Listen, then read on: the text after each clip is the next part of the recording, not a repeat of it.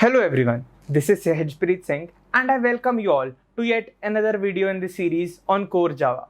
We have already seen what is inheritance and it's the time to learn about the second most fundamental feature of object-oriented programming, namely polymorphism. Today we are going to see what do we mean by the word polymorphism, and later in this video we'll cover the concept of constructors. Polymorphism is made up of two words, poly and morphism, which means the ability to exist in multiple forms. We'll see this in detail in this video, and then we'll see about constructors which are used to initialize an object. Let's get started.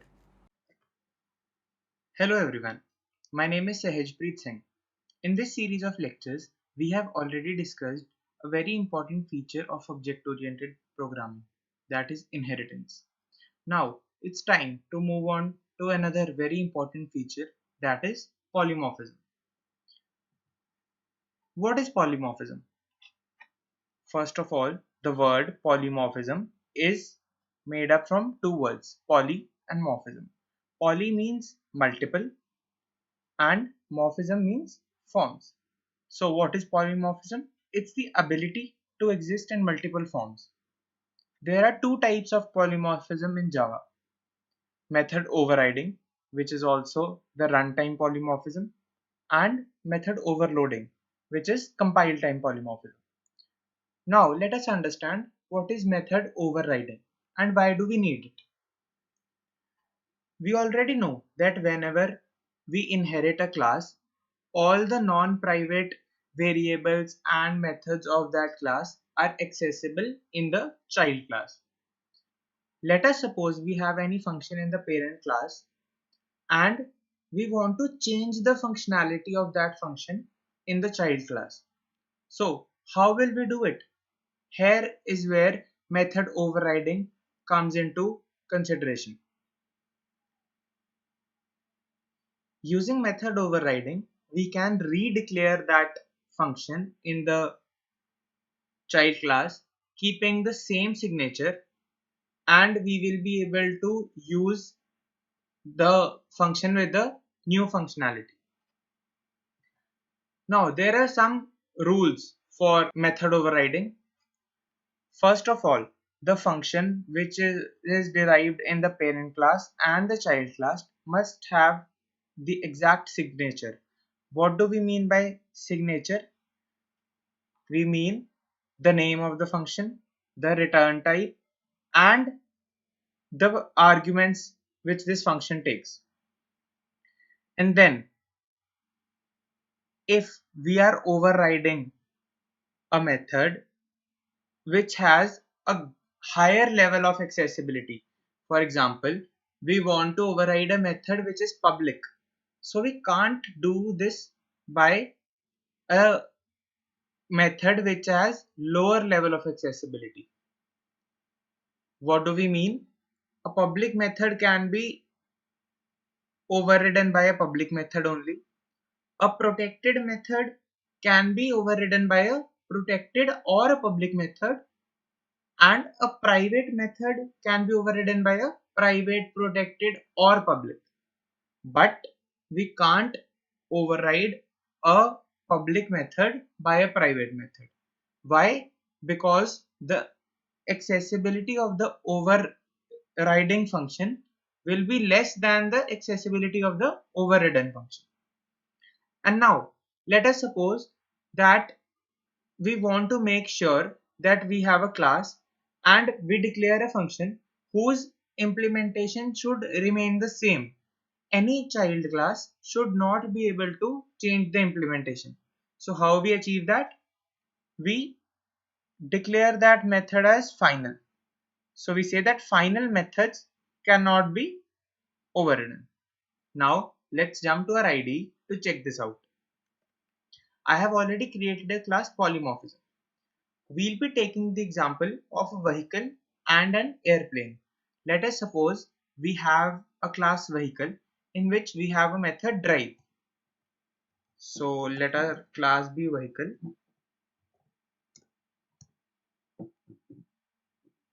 and we have a method drive. what it does, it simply prints कि hi,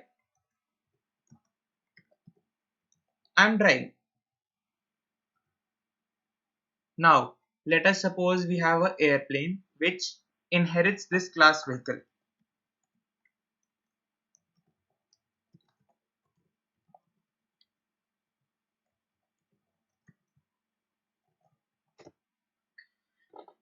And in this airplane, we want the drive method to print that hi, I'm flying. So how we can do it? We simply write the same function with exactly the same signature and we change the functionality as required.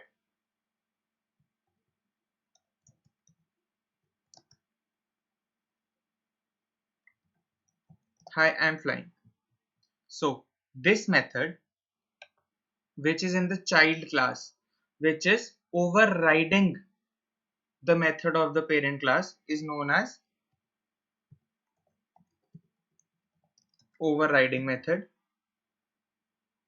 And this function in the parent class which has been overridden is called the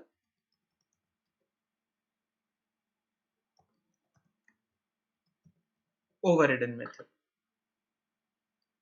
Now let us run this and check if we are getting the required outputs. So let us create an object of the vehicle class. Vehicle v is equals to new vehicle, and let us also create an object of the airplane class. Airplane a equals to new airplane. And now let us call these drive functions of both the objects, v.drive and a.drive. So if there was no method overriding, our output should have been hi, I'm driving, hi, I'm driving. But now let us run this and see what is the output which we get. So we get the output hi, I'm driving and hi, I'm flying. So clearly the object of the child class has used this function which was declared in the child class. This is method overriding. Now let's do a small activity to get familiar with the concepts properly. We have been given a function and we want to check if the following signatures are valid or not for the overriding method. So we want to override this method and we want to check if these signatures are valid or not. So let us consider the first signature. First of all, the return type. Yes, it's correct. A public method can be overridden only by a public method. Now let's consider the return type. The return time is also the same. Now then let's consider the function name. It's also correct. And let's consider the arguments that we've passed. So all the arguments are also same. So yes, this can be the signature of the overriding method. Now let's jump to the second one. In this, the arguments are correct, name is correct, return type is correct. But where is the problem? Here.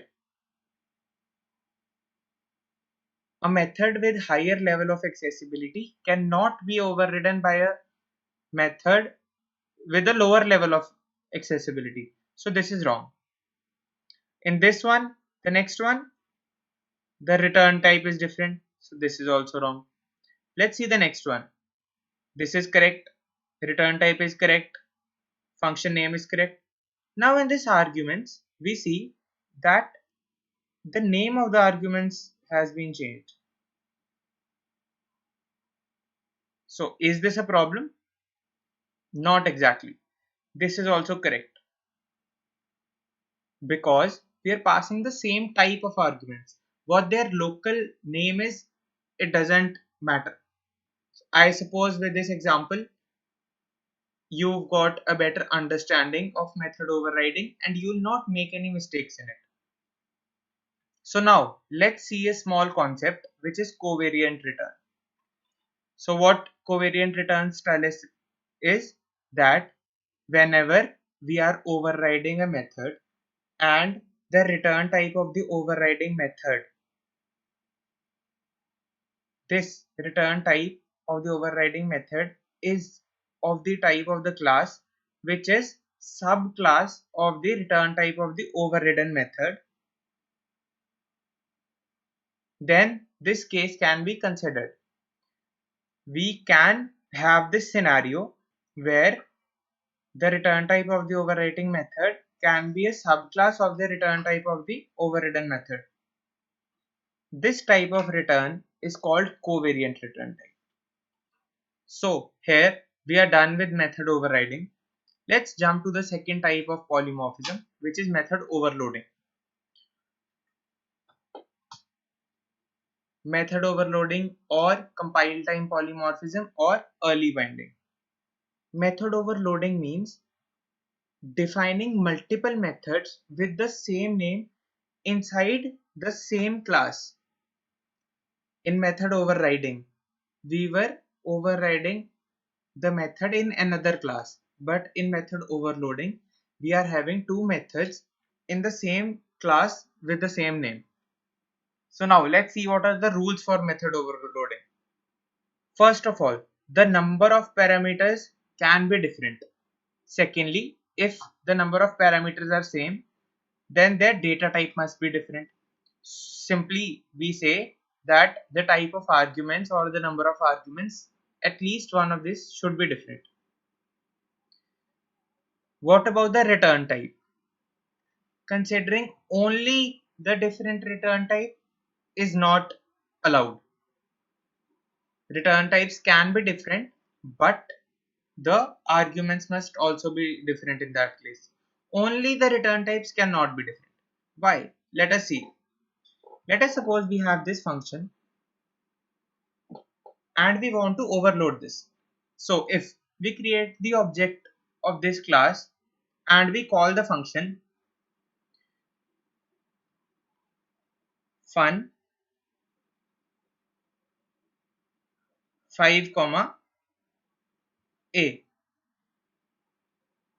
So our compiler will understand that we are trying to call this one, and if we call fun 5 comma 5, then also our compiler will understand that we are trying to call this function.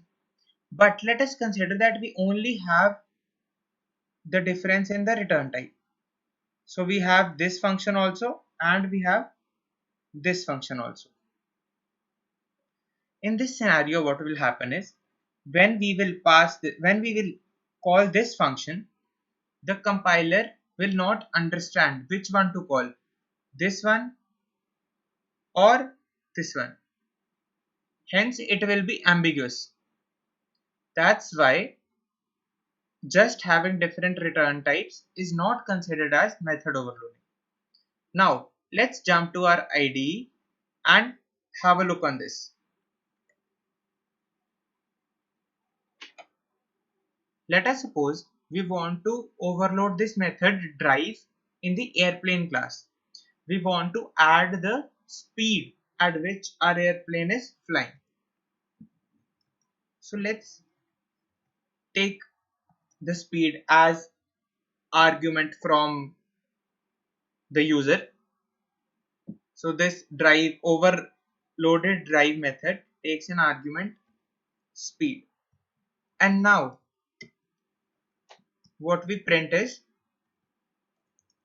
hi, I'm flying at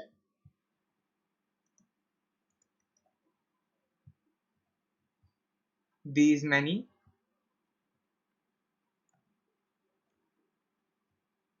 kilometers per hour. Now let's see how this works. Now similarly, we'll call the drive method of our airplane class and we'll pass the speed. Let us suppose we pass 900. We save it and we run the code. we can clearly see that the compiler has successfully differentiated between both the functions, and we have got the required output.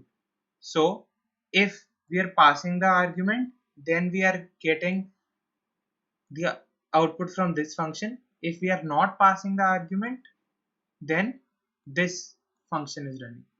This is method overloading. Now, can you think of an example where method overloading has been used in the Java library? Let us consider the function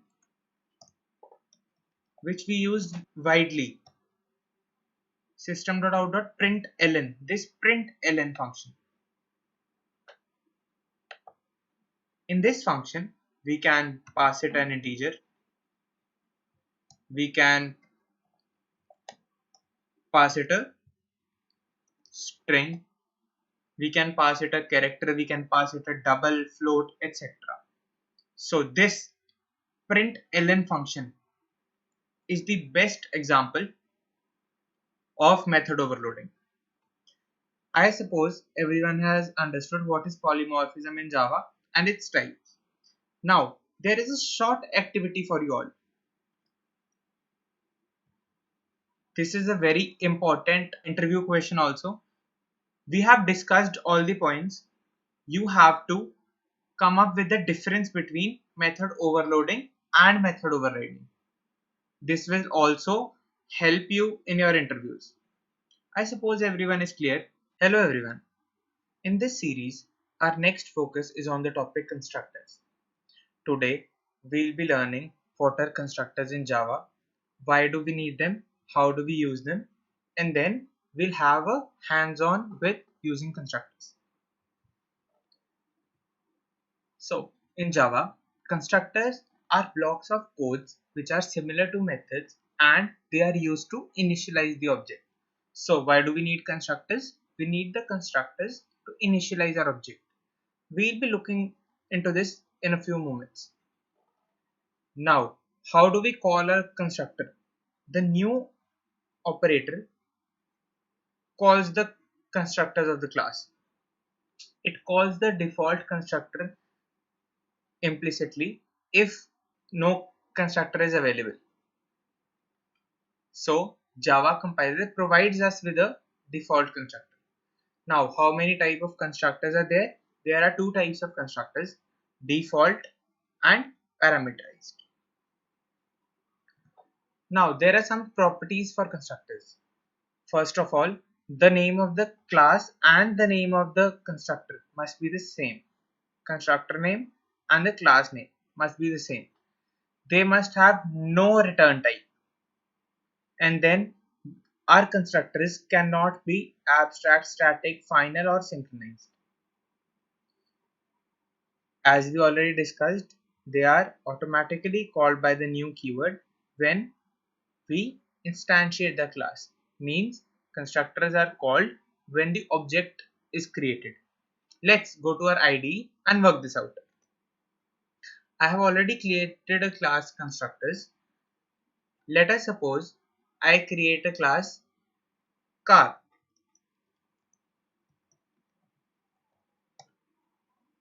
And now, how can I have a constructor for the class car? It must be of the same name as the class and it must not have any return type. Now, this constructor is not having any parameters. So what kind of constructor is this? C will be capital. So this is the default constructor.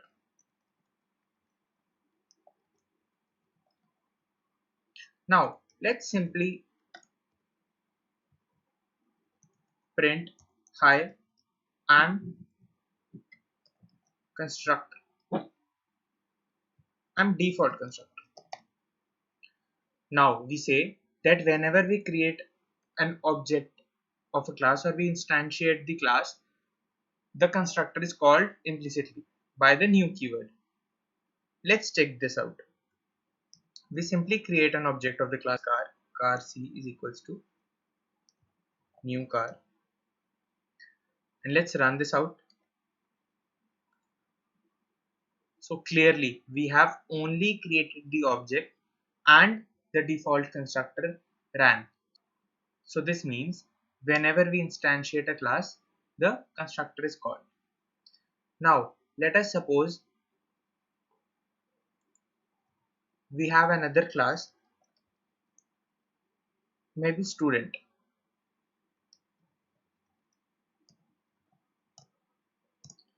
Now for each student, we want to save the name and we want to save the roll number. So string name and int roll number. Now let's remember we said that we need constructors to initialize the objects.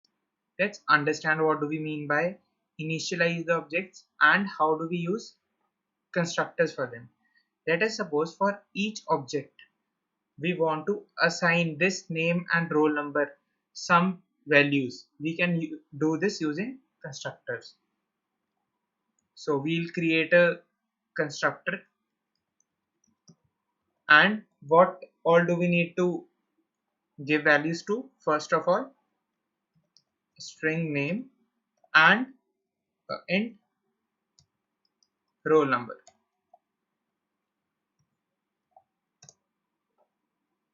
So now if we say this dot name equals to name and this dot roll number is equals to roll number, then whenever we'll create the object of the student class, we'll pass a name and a roll number, and this particular instance, this particular object will be assigned that name and roll number, because here we write this dot name equals to name. So we are assigning the name passed while declaring the object to this particular object's name, and similarly for roll number. Now let's have a simple print function for this. What our print function will say is, hi, I am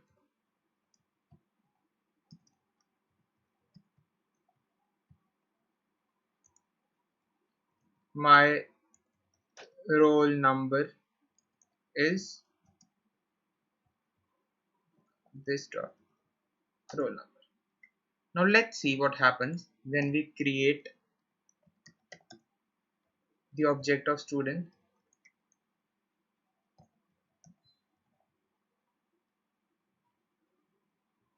We say that the name is Ram and the roll number is 123. Now we call the print function for this object s1.print. Let's run it out. So the object says, hi, I'm Ram, my roll number is 123. Let us also create another object,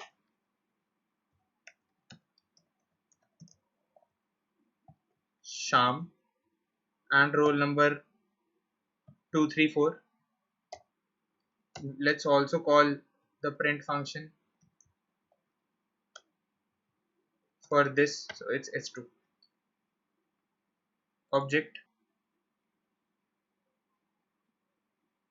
It says, hi, I'm Sham, roll number 234. So I suppose we are clear why do we need constructors and how do we use them. Now there is a very small concept which is very similar to method overloading. We exactly know why do we overload methods. We overload methods when we need to use the method with the same name within the same class. Now let's see what is constructor overloading. So we use constructor overloading for having more than one constructor with different parameters. Let's see what we mean by constructor overloading. Let us consider this class student itself. let us suppose we have to store landline numbers for all the students also. So let the data type be string and we use the variable name landline. Now, some people might have a landline, some people might not have a landline. So, for all those people who have a landline, we simply create another constructor, string name, we pass the roll number, and we pass the landline number. We say this dot name is equals to name, this dot roll number is equals to roll number, and this dot landline is equals to landline. And we also change the print function accordingly.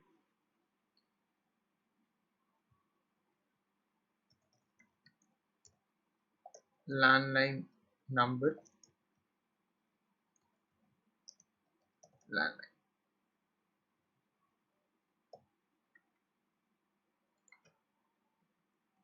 Now, in this scenario, we see that if we have the landline number, then we can pass three parameters. If we don't have the landline number, then we are taking only two parameters.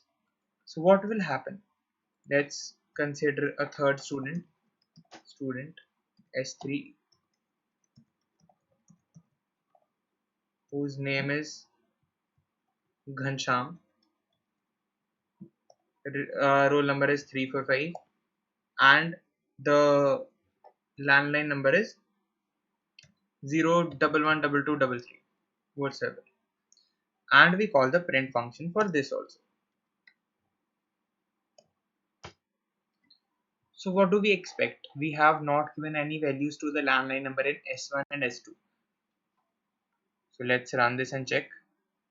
So by default it says that the landline number for Ram and Sham are null, and we have stored the landline number for Ghansham, which is 0112233. So this is constructor overloading. We have two different constructors with different number of parameters. This is constructor overloading. We could also have a simple default constructor. Let's keep this empty. So now if we'll create an object with the default constructor and we'll try to print this object, it will all say null. So this is the default constructor. I suppose we are clear with the concept of constructor. That's it for today's class. Thank you. If you like this video, subscribe to our YouTube channel and hit the bell icon to never miss a video from Upgrad.